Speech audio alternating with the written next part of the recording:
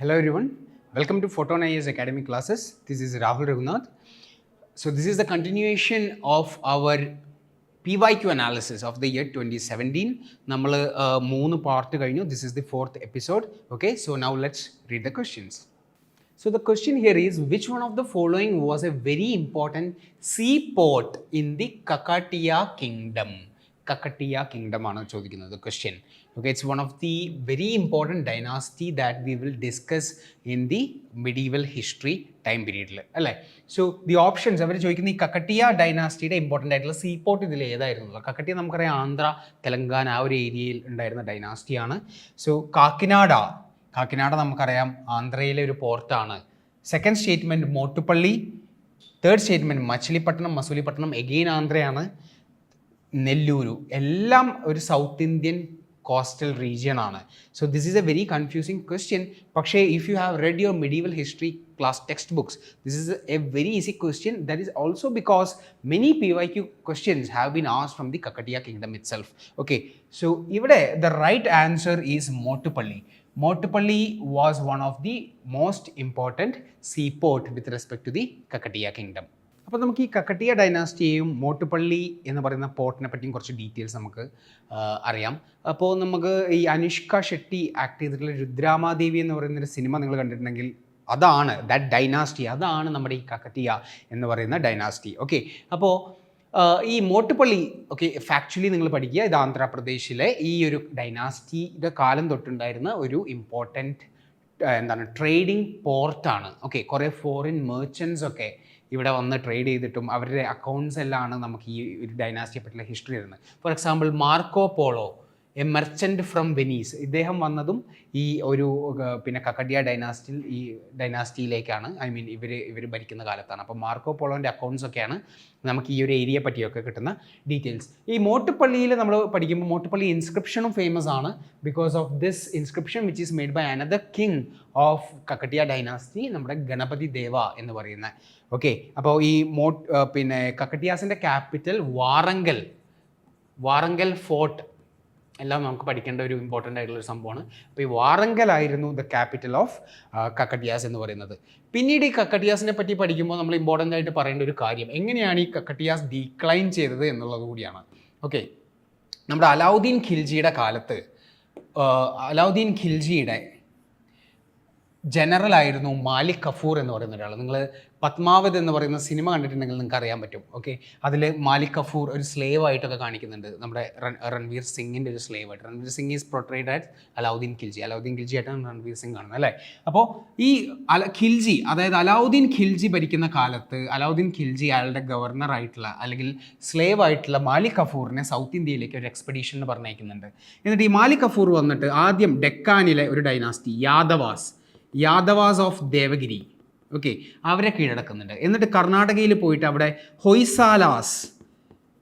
ഹൊയ്സാലാസിലെ വീരഭള്ളാള എന്ന് പറയുന്ന ഒരു രാജാവിനെ കീഴടക്കുന്നുണ്ട്.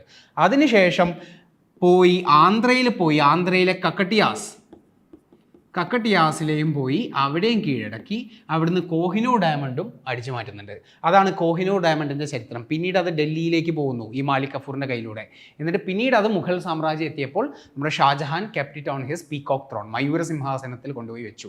അതാണ് ചരിത്രം പറയുന്നത്. ഓക്കെ, അപ്പോൾ ഈ മാലിക് കഫൂറിൻ്റെ invasion, that is also one reason for the decline of the Kakatiya empire. ഇത് മാത്രമായിരുന്നില്ല, അപ്പോൾ യാദവാസ് ഓഫ് ദേവഗിരി, ഓക്കെ, ദേവഗിരിയാണ് പിന്നീട് ദൗലത്താബാദ് എന്ന് പറഞ്ഞ് മുഹമ്മദ് ബിൻ തുഗ്ലക്ക് ക്യാപിറ്റലൊക്കെ മാറ്റുന്നത്. Okay, so Yadavas, Hoysalas of നമ്മുടെ ഇവിടെ ഹൊയ്സാലാസിൻ്റെ ക്യാപിറ്റൽ ഹാലെബിഡു.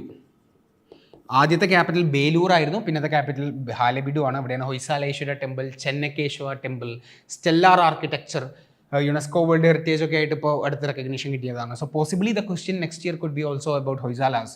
ഓക്കെ, എന്നിട്ട് കക്കട്ടിയാസിൽ പോകുന്നു. കക്കട്ടിയാസിൻ്റെ ക്യാപിറ്റൽ ഞാൻ പറഞ്ഞു വാറങ്കലാണ്. പിന്നീട് മധുരയിലോട്ടും പിന്നെ പോയി ഇൻവൈഡ് ചെയ്യുന്നുണ്ട്. മധുരയിൽ അപ്പോൾ ആരാണ്? മധുരയിൽ അന്ന് പാണ്ഡ്യാസ് ഓഫ് മധുരൈ. അങ്ങനെ ഈ മാലിക് കഫൂറിൻ്റെ invasion Yadavas, Hoysalas, Kakatiyas as well as the Pandyas of Madurai. ഇത്രയാണ് ഈ മാലിക് കഫൂറിൻ്റെ ഒരു entry into south India. ഈ ഒരു കാലയളവിൽ തന്നെയാണ് ഒരു മേജർ ഈ the spread of Islam also into south India. So if you go to this Hyderabad അല്ലെങ്കിൽ കർണാടകയിലെ നോർത്തേൺ കർണാടക, ബിജാപ്പൂർ, അവിടെയൊക്കെ പോയി കഴിഞ്ഞാൽ അവിടുത്തെ എസ്പെഷ്യലി മുസ്ലിം കമ്മ്യൂണിറ്റി സംസാരിക്കുന്ന ലാംഗ്വേജ് ഉറുദു ആണ്. അതിനെ നമ്മൾ ഡെക്കാനിലെ ഉറുദു, ദക്കനി എന്നാണ് വിളിക്കുന്നത്. സോ അതിൻ്റെ എല്ലാം ഒരു കമ്മിങ്ങും ഈ ഒരു മാലിക് കഫൂറിൻ്റെ പീരീഡിൽ തന്നെയാണ്. ഈ ഒരു ഹിസ്റ്ററി കൂടെ നമ്മൾ എപ്പോഴും ഈ കക്കട്ടിയാസിനെ പറ്റി പറയുമ്പോൾ നമ്മൾ കൂട്ടി വായിക്കേണ്ട ഒരു ഹിസ്റ്ററി കൂടിയാണ്. Okay, so this is about the Motupalli. നമുക്ക് അടുത്ത ഓപ്ഷൻസ് ഉണ്ടായിരുന്നു, ബാക്കി തെറ്റായിട്ടുള്ള ഓപ്ഷൻ, അതിനെപ്പറ്റിയും കുറച്ച് ഫാക്ട്സ് നമുക്ക് പഠിക്കാം. So the second option which was given in the question is Kakinada. Kakinada is also a port town within Andhra Pradesh. പക്ഷേ നമ്മുടെ ഈ കക്കട്ടിയുമായിട്ട് പ്രത്യേകിച്ച് ലിങ്ക് ഒന്നുമില്ല. ഓക്കെ, അപ്പോൾ ഈ കാക്കിനാടയെ പറ്റി കറണ്ട് റെലവൻസ് എന്താണെന്ന് പറഞ്ഞാൽ it's a special economic zone ആണ്, ഒരു SEZ ഏരിയയാണ് Kakinada. It's very famous for the rice exports. അതിൻ്റെ അടുത്ത് തന്നെയാണ് നമ്മുടെ കൊറിങ്ക വൈൽഡ് ലൈഫ് സാങ്ച്വറി. വൾച്ചേഴ്സിനെയൊക്കെ നമുക്ക് കാണാൻ പറ്റും. ഇന്ത്യൻ വൾച്ചേഴ്സ് ക്രിട്ടിക്കലി എൻഡേഞ്ചേർഡ് ആണ് അല്ലേ. പിന്നെ ലോങ് ബിൽഡ് വൾച്ചർ എന്നൊക്കെ പറഞ്ഞിട്ട് എൻവയോൺമെൻറ്റിൽ നിങ്ങൾ പഠിക്കുന്ന കുറേ ടൈപ്സ് ഓഫ് വൾച്ചേഴ്സ് ഉണ്ട്. So please read about it also. അതെല്ലാം കാണുന്ന ഒരു ഏരിയയാണ് നമ്മുടെ Coringa wild life sanctuary. Okay, modern history പഠിക്കുമ്പോൾ കാക്കിനാടയ്ക്ക് പ്രത്യേകിച്ച് അത്യാവശ്യം നല്ല സിഗ്നിഫിക്കൻസ് ഉണ്ട്. ഫോർ എക്സാമ്പിൾ നമ്മുടെ Congress session 1923 Congress session that was in Kakinada. ഇവിടെയായിരുന്നു നമ്മുടെ CR ദാസ്, ചിത്തരഞ്ജൻ ദാസ് അല്ലെങ്കിൽ ദേശ് ബന്ധു എന്ന പറയപ്പെടുന്ന ചിത്തരഞ്ജൻ ദാസ് ലീഡ് ചെയ്ത കോൺഗ്രസ് സെഷൻ 1923. 1922 ഗയാ സെഷനിലും CR ദാസ് തന്നെയായിരുന്നു, പക്ഷേ ഹി വാസ് ഇൻ ജയിൽ. അപ്പോൾ ജയിലിൽ നിന്ന് റിലീസ് ആയതിനു ശേഷം വന്നിട്ട് ലീഡ് ചെയ്യുന്ന കോൺഗ്രസ് സെഷനാണ് 1923. ഓക്കെ, പിന്നെ നമ്മുടെ ഈ 1930 സിവിൽ ഡിസോബീഡിയൻസ് മൂവ്മെൻറ്റിൽ കാക്കിനാടയിൽ എന്താണ് നമ്മുടെ ഈ സോൾ സത്യാഗ്രഹ ഗാന്ധിയുടെ ഇൻസ്പയർ ആയിട്ട് ഇവിടെ നടന്നിട്ടുണ്ട്. പിന്നെ civil disobedience movement, that's about it. Okay, so basically Kakinada has a great significance with respect to the civil disobedience movement as well as when it comes to the modern history. ഇത്രയാണ് കാക്കിനാടയെ പറ്റി പറയാനുള്ളത്. നമ്മുടെ fourth option ആയിട്ടുള്ള നെല്ലൂർ എന്ന് പറയുന്നത് പെന്നാർ നദിയുടെ തീരത്ത് ആന്ധ്രാപ്രദേശിലാണ്. ഇതിൽ അങ്ങനെ കക്കട്ടിയുമായിട്ട് പ്രത്യേകിച്ച് ഇൻഫ്ലുവൻസ് ഒന്നുമില്ല. ഓക്കെ, ഇതിൽ നമുക്ക് എക്സ്ട്രാ ഇൻഫോർമേഷൻ ആയിട്ട് പറയേണ്ടത് നമ്മുടെ തെലുഗു പോയിട്ടുണ്ട് തിക്കണ്ണയുടെ ഒരു തെലുങ്കു ലിറ്ററേച്ചറിൻ്റെ ഒരു ഹോട്ട്സ്പോട്ടായിരുന്നു ഈ നെല്ലൂർ എന്ന് പറയുന്ന സ്ഥലം. കുറച്ച് ഹിസ്റ്റോറിക്കലായിട്ടുള്ള രംഗനാഥ സ്വാമി ടെമ്പിൾ, ജൊണ്ണാവാഡ കാമാക്ഷി ടെമ്പിൾ, പുലിക്കട്ടിലേക്ക് ഈ ഒരു ഏരിയയൊക്കെ ഈ നെല്ലൂരിൻ്റെ അടുത്തുള്ള സ്ഥലങ്ങളാണ്. നമുക്ക് അടുത്ത ക്വസ്റ്റ്യൻ വായിക്കാം. This is a question something related to Buddhism and Jainism.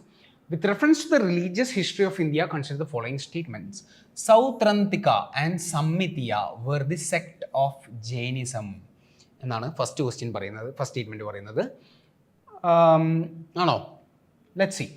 Sarvasthitiwadins held that the constituents of phenomenon were not wholly momentary but existed forever in a latent form എന്നാണ് പറയുന്നത്. സെക്കൻഡ് സ്റ്റേറ്റ്മെൻറ്റ് പറയുന്നത് എന്താണ്? സർവസ്ഥിതിവാദി. അതെന്താ? സർവമായിട്ട് സ്ഥിതി ചെയ്യുന്ന കാര്യങ്ങളെ വാദിക്കുന്നവർ. അപ്പോൾ ആ പേരിൽ തന്നെയുണ്ട്, സർവമായി സ്ഥിതി ചെയ്യുക എന്ന് പറഞ്ഞു കഴിഞ്ഞാൽ എന്താ? എക്സിസ്റ്റിംഗ് ഫോർ എവർ എന്നല്ലേ, അല്ലേ? Always existing. ഇപ്പോൾ മാത്രമല്ല, നൈമിഷികം മാത്രമല്ല, ഈ ഒരു മൊമെൻറ്റ് മാത്രമല്ല, മൊമെൻ്ററി അല്ല. ഓക്കെ, ഈ ഒരു ക്ഷണികവാദ എന്ന് പറയുന്നൊരു കൺസെപ്റ്റൊക്കെ ബുദ്ധിസത്തിൽ വരുന്നുണ്ട്. അതായത് ഇപ്പോൾ റൈറ്റ് നൗ മാത്രം, അതല്ല. But rather this is existing for ever. Okay, for example അതൊരു ഫിലോസഫിക്കലായിട്ട് പറയുകയാണെങ്കിൽ the elements that make up our body, for example carbon, hydrogen, ഇതെവിടെ നിന്ന് വന്നതാ? നമ്മുടെ ബിഗ് ബാങ് തിയറി, എവല്യൂഷൻ. നമ്മുടെ ഈ എന്താ പറയുക, ഭൂമിയിൽ നിന്ന് പിന്നെ നമ്മൾ ഭക്ഷണം കഴിച്ചു, ഭക്ഷണം എവിടെ നിന്ന് വന്നു? പ്ലാന്റ് എവിടെ നിന്നാണ് ഈ മിനറൽസ് എല്ലാം എക്സ്ട്രാക്ട് ചെയ്തത്? മണ്ണിൽ നിന്നാണ്. മണ്ണ് എവിടെ നിന്ന് വന്നു? ഭൂമി എവിടെ നിന്ന്? സൂര്യനിൽ വന്നു. അപ്പോൾ ബിഗ് ബാങ് തിയറി തൊട്ട് even the right now, the me, the you, okay, എല്ലാം എന്താണ്? പണ്ട് തൊട്ടേ എന്നൊക്കെയോ പല ഫോമിലായിട്ട് വന്നിട്ടുള്ള ഒരു സംഭവമാണെന്ന് പറയുന്ന ഒരു ഫിലോസഫിയാണ് സർവസ്ഥിതിവാദി. അപ്പോൾ ഇത് ഒന്ന് മെല്ലെ ഒന്ന് മനസ്സിലാക്കി ഒന്ന് വായിച്ചാൽ തന്നെ നമുക്ക് ഇതിൻ്റെ ഉത്തരം കിട്ടി. You got the answer already, right? So the second answer for sure logically itself is correct. The first statement നമുക്ക് അറിയേണ്ടത് ഇത് ജൈനിസം ആണോ ബുദ്ധിസം ആണോ എന്നാണ്. അപ്പോൾ ഇതിൽ എനിക്ക് ത്രോ ചെയ്യാൻ പറ്റുന്ന ഒരു ലോജിക്ക് എന്ന് പറഞ്ഞു കഴിഞ്ഞാൽ, നമ്മൾ ഈ ബുദ്ധിസവും ജൈനിസവും കമ്പയർ ചെയ്യുമ്പോൾ കുറച്ചുകൂടി താന്ത്രിക് ആയിട്ടുള്ള കൾട്ട് വരുന്നത് ബുദ്ധിസത്തിലാണ്. അപ്പോൾ സൗത്രന്തിക എന്നുള്ള വാക്കൊക്കെ വരുമ്പോൾ ഒരു താന്ത്രിക് എന്നുള്ളൊരു ലോജിക്ക് കൊണ്ടുവരികയാണെങ്കിൽ ദാറ്റ് ജൈനിസത്തിനോട് അത് അസോസിയേറ്റ് ചെയ്യില്ല. പിന്നെ ജൈനിസത്തിൻ്റെ സെക്ട് നമുക്കറിയാം ഏതൊക്കെയാണ്: ശ്വേതാംബര, ഓക്കെ, ദിഗംബര, മൂർത്തിപൂജക, സ്ഥാനകവാസി, ഓക്കെ, പുജേര. ഇത്രയാണ് നമ്മുടെ സെക്സ് ഓഫ് ജൈനിസം. അധികം കോംപ്ലക്സിറ്റീസ് ഇല്ല. പല കോംപ്ലക്സ് ആയിട്ടുള്ള ലോകോത്തരവാദ, പിന്നെ എന്താ പറയുക, ഇതേപോലെയുള്ള സൗതന്ത്രിക, സമ്മിതിയ, തേരാവാദ, സെൻ ബുദ്ധിസം, പിന്നെ വജ്രയാന, മഹായാന, ഹീനയാന, അങ്ങനെ പല പല പേരുകളുള്ളത്, കൂടുതൽ സെക്റ്റ് ഉള്ളത് ഏതിനാണ്? ബുദ്ധിസത്തിനാണ്. അപ്പോൾ ആ ഒരു ലോജിക്ക് വെച്ചിട്ട് നമുക്ക് ഈ ഫസ്റ്റ് സ്റ്റേറ്റ്മെൻറ്റ് അപ്രോച്ച് ചെയ്യാവുന്നതേ ഉള്ളൂ. ബട്ട് എനിവേ നമുക്കിത് ഫാക്ച്വലിയും ഡീൽ ചെയ്യാം. സോ എനിവേ ലോജിക്കലി നമുക്ക് ഫസ്റ്റ് സ്റ്റേറ്റ്മെൻറ്റ് തെറ്റ്, സെക്കൻഡ് കറക്റ്റ്, 2 ഓൺലി എന്നതിലേക്ക് എത്താം. Now let's approach what is this Sautrantika Samhita and സർവസ്ഥിതിവാദൻ എന്നുള്ളത് നമുക്ക് ജസ്റ്റ് ഒന്ന് നോക്കാം. So first let's know about Sarvastivada. അപ്പം ഞാൻ പറഞ്ഞ പോലെ തന്നെ സർവ അസ്ഥിവാദ, ഓൾ എക്സിസ്റ്റ് എന്ന് പറയുന്ന ഡോക്ട്രിൻ അല്ലേ, അതാണ് സർവസ്ഥിതിവാദ. അതായത് എല്ലാം there is nothing that has A എന്താണ്, ഒരു സംഭവത്തിന് ഇപ്പോൾ ഈ ഒരു മൊമെൻറ്റ് കഴിഞ്ഞാൽ പിന്നെ അതില്ല എന്ന് പറയാൻ പറ്റില്ല. This is going to exist forever എന്ന് പറയുന്നത്. ഓക്കെ, നമ്മൾ മരിച്ചാലും we will remain in some other form എന്നൊക്കെ പറയുന്ന ഒരു സർവസ്ഥിതിവാദം വളരെ ഫിലോസഫിക്കലാണ്. As a name itself indicate ഇത് കുറച്ച് ഫിലോസഫിയാണ് അല്ലേ. അപ്പോൾ നമുക്ക് അറിയാം, ബുദ്ധിസ്റ്റ് ടെക്സ്റ്റിനെ പറ്റി പഠിക്കുമ്പോൾ നമ്മൾ 3 പീഠകാസ് എന്ന് പറയുന്ന ബുദ്ധിസ്റ്റ് ലിറ്ററേച്ചേഴ്സ് ഉണ്ട്. 3 പീഠകാസ് ആണ്. ഏതൊക്കെയാണ് 3 പീഠകാസ്? ഒന്നെന്ന് പറയുന്നത് സുട്ട പീഠക. സുട്ട എന്ന് പറയുന്നത് പാലിയിലാണ്, അല്ലെങ്കിൽ ബുദ്ധൻ്റെ ലാംഗ്വേജ് ആയിട്ടുള്ള പാലി, അല്ലെങ്കിൽ സൂത്രപീഠക. സൂത്രപീഠക അല്ലെങ്കിൽ സൂത്രപീഠക എന്ന് പറയാം. Okay, then there is Vinayapitaka. Vinayapitaka. Third is Abhidhamma Pitaka. Abhidhamma Pitaka. അപ്പോൾ ഈ ടെക്സ്റ്റുകളെല്ലാം ബുദ്ധിസ്റ്റ് ടെക്സ്റ്റിൽ ഈ പീഠക ലിറ്ററേച്ചർ എന്ന് പറയുന്നത് 3 വ്യത്യസ്ത തരമായിട്ടുള്ള കാര്യങ്ങളാണ് ഡിസ്കസ് ചെയ്യുന്നത്.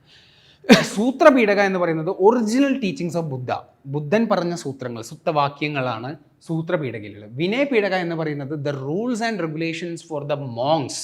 ഓക്കെ, ശ്രമണാസിന് വേണ്ടിയുള്ള, അതായത് ഈ മോങ്സ് ഉണ്ടല്ലോ, സാഫ്രോൺ ഡ്രസ്സ് ധരിച്ച് ഈ ചൈത്യാസിലും വിഹാരാസിലും ഒക്കെ നിൽക്കുന്ന അവർക്കുള്ള റൂൾസ് പറയുന്നതാണ് വിനയപീഠക. Okay, third Abhidhamma Pitaka. അഭിധമ്മ എന്ന് പറയുന്ന മെറ്റാഫിസിക്സ് ആണ്, ഫിലോസഫിയാണ്. ഇപ്പം ഞാൻ പറഞ്ഞ ഈ സർവസ്ഥിതിവാദി ഇതൊരു മെറ്റാഫിസിക്സ് അല്ലേ, ഫിലോസഫി അല്ലേ. അപ്പോൾ ഈ അഭിധമ്മ ബുക്കിനെ വെച്ച്, ഈ ലിറ്ററേച്ചറിനെ ബേസ് ചെയ്ത് ഫ്ലറിഷ് ചെയ്ത ഒരു ട്രഡീഷനാണ് നമ്മുടെ സർവസ്ഥിതിവാദ. അതുകൊണ്ട് തന്നെ they more focus on these പീഠക rather than original teachings like Sutra പീഠക or വിനയ പീഠക. അപ്പോൾ അതാണ് സർവസ്ഥിതിവാദയുടെ ഒരു മെയിൻ ഇമ്പോർട്ടൻറ്റ് എന്താ പറയുക, ഒരു ക്യാരക്ടറിസ്റ്റിക്സ് എന്ന് പറയുന്നത്. അപ്പോൾ അങ്ങനെ ഫിലോസഫിക്കലായിട്ട് അഭിധമ്മ ട്രഡീഷനെ പ്രൊമോട്ട് ചെയ്യുന്ന ആ ഒരു സർവസ്ഥിതിവാദിൻ അതെവിടെയായിരുന്നു എന്ന് പറഞ്ഞു കഴിഞ്ഞാൽ മോർലി കാശ്മീർ സൈഡിലായിരുന്നു, നോർത്ത് വെസ്റ്റ് ഇന്ത്യയിലായിരുന്നു അത് ഫ്ലറിഷ് ചെയ്തിരുന്നത്. അപ്പോൾ അതിനെ ഒപ്പോസ് ചെയ്തിട്ട് റാദർ വിനയപീഠകയിൽ സ്ട്രെസ് ചെയ്യാതെ സൂത്രപീഠകയിൽ സ്ട്രെസ് ചെയ്യാം, ഒറിജിനൽ ടീച്ചിങ്സ് ഓഫ് ബുദ്ധയെ സ്ട്രെസ് ചെയ്യാം എന്ന് പറഞ്ഞ് വന്ന അനദർ സെക്റ്റാണ് നമ്മുടെ സൗത്രന്തിക എന്ന് പറയുന്ന ബുദ്ധിസ്റ്റ് സെക്ട്. സോ ഇവിടെ they rejected the Sarvasthidivadins or the Abhidhamma tradition, but rather they said that now let's focus on what Buddha originally taught us. Not let's get into more philosophy, but rather let's discuss more about the Sutra in the Paranya philosophical school aanu Sautrantika. Okay, so the focus was on the original teachings of Buddha. Samidhiya എന്ന് പറയുന്ന Buddhist സെക്ട് എന്ന് പറയുന്നത് ഒരു middle ground ആണ്. അതായത് ക്ഷണികവാദ momentary സ്കൂളിൻ്റെയും പിന്നെ eternal സർവസ്ഥിതിവാദയുടെ ഇടയിൽ കിടക്കുന്ന ഒരു മോഡറേറ്റ് പിടിച്ചിട്ട് ഒരു മാധ്യമ മാർഗ്ഗം പിടിക്കുന്ന ഒരു സ്കൂളാണ് സമിതിയ. ഇവർ സംസാരിക്കുന്നതും കുറച്ച് ഫിലോസഫിക്കൽ മാറ്റേഴ്സൊക്കെ തന്നെയാണ്, പക്ഷെ അത്രയും ഫ്ലറിഷ് ആവാത്തൊരു സെക്റ്റാണ് സമിതിയ, അത്രയും റെലവൻ്റ് അല്ല. ഓക്കെ, സോ മോർ ഡീറ്റെയിൽസ് ഇതിനെപ്പറ്റി ഫ്യൂച്ചറിൽ ചോദിക്കാനും ചാൻസ് ഇല്ല, but understand this is more of a middle ground.